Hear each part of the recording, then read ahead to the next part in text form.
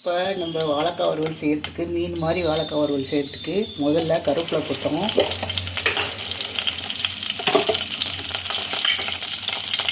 மிளகாய் பொடி 1 ஸ்பூன், நம்ம டீஸ்பூனில் 1 ஸ்பூன் எடுத்து கரம் மசாலா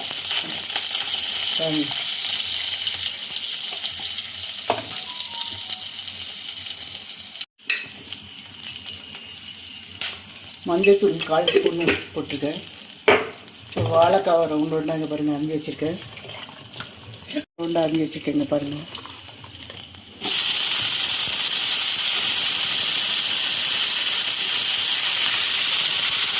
இது தேவையான அளவு உப்பு போடணும். நம்ம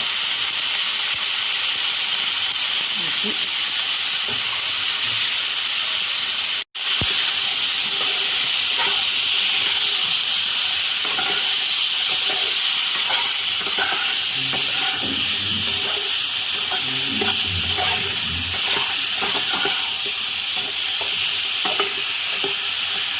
நல்லா வேகட்டும். அனல் கம்மியாக வச்சு வேக வச்சுட்டு உங்களுக்கு பாதி வெந்ததுக்கப்புறம் ஒரு தடவை காமிக்கிறேன். அதுக்கப்புறம் முழுசாக ஆனதுக்கப்புறம் காமிக்கிறேன்.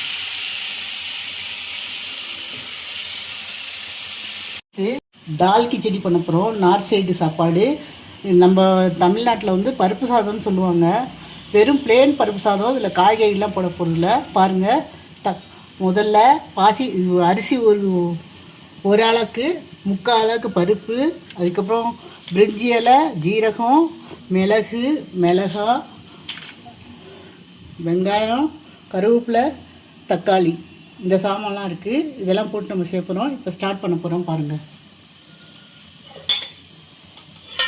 எண்ணெய் பாருங்கள். நான் எவ்வளோ எண்ணெய் 1 ஸ்பூன் தான் ஊற்றிருக்கேன். இதுக்கு மேலே வேண்டாம். கடைசியில் வெந்ததுக்கப்புறம் உங்களுக்கு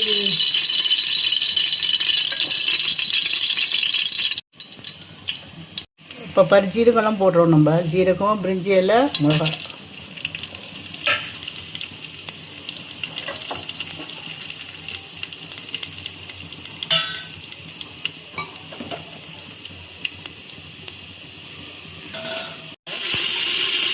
ஜீரகம் வெடிச்சிச்சு. வெங்காயம் போடும். வெங்காயத்தை நல்லா வதக்கிக்கணும்.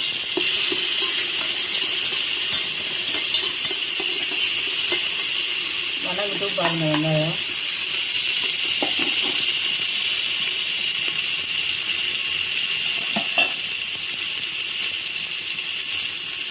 கண்ணாடி பருப்பு வதங்கிடுச்சு. இப்போ வெறும் மஞ்சத்தூள் தான் போகிறோம். வேறு எந்த பவுடர் மசாலாவும் இல்லை. தக்காளி 4 தக்காளி கட் பண்ணி வச்சுருக்கேன். அதை போடுறேன். இப்போ நல்லா அது வந்து வணங்கணும். இதை கொஞ்சம் உப்பு போட்டால்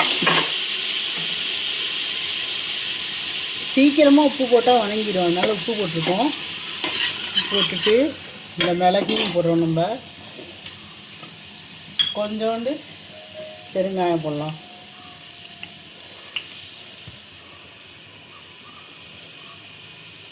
இது பாருங்க, கொஞ்சோண்டு பெருங்காயம் போடுறேன்.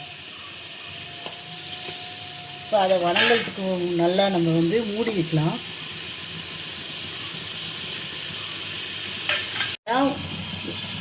தக்காளி வேகட்டும்.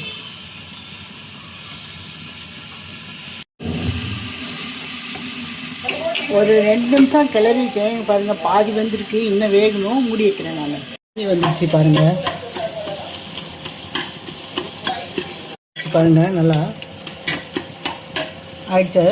இப்போ வந்து நம்ம அரிசியும் பருப்பும் போட போகிறோம்.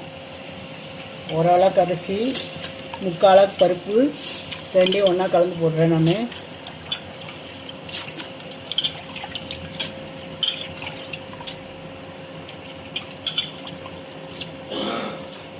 தேவையான அளவு உப்பு போடுறோம். நம்ம உப்பு எல்லோரும் அவங்கவுங்க டேஸ்ட்டுக்கு தகுந்த மாதிரி போட்டுக்கோங்க. ஏன்னா எல்லாத்துக்கும் ஒரே அளவு இருக்காது.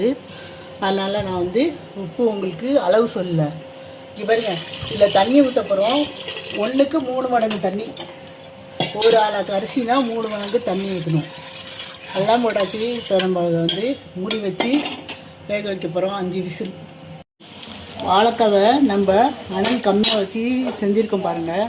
எப்படி நல்லா வந்திருக்குன்னு. இன்னும் ஒரு 2 நிமிஷத்தில் இதை இறக்கிடலாம். வெந்துடுச்சு. உங்கள் கலர் எப்படி இருக்குன்னு பாருங்கள். மீன் வறுவல் மாதிரி இருக்கா இல்லையா? பாருங்கள். இல்லை ரெடியாக நம்ம ஆயிடுச்சு. நெய் ஊற்ற போகிறோம். அதில் பாருங்கள், 1 ஸ்பூன் நெய். அதனால சும்மா டெக்கரேஷன், அப்புறம் ஒரு வாசனைக்காக நம்ம கொத்தமல்லி வைக்கிறோம். இந்த பாருங்கள், கிச்சடி ஆகிடுச்சு. இது வந்து கோயம்புத்தூர் ஸ்டைலில் இருக்குது. உங்களுக்கு தனியாக பறக்க அங்கே பாருங்கள், சாதம் அங்கே பாருங்கள் தனித்தனியாக இருக்குது. பாருங்கள் எப்படி இருக்குன்னு. பாருங்கள், வாழைக்காக்கு 2 ஸ்பூன் எண்ணெயிலே இவ்வளோ நல்லா வறுக்க முடியுது. டீப் ஃப்ரை பண்ணுங்கிற அவசியம் இல்லை. இதையும் பார்த்து 2ஐயும் சாப்பிட்டு என்ஜாய் பண்ணுங்கள். எப்படி இருக்குன்னு சொல்லுங்கள், கமெண்ட் பண்ணுங்கள், ஷேர் பண்ணுங்கள், சப்ஸ்கிரைப் பண்ணுங்கள்.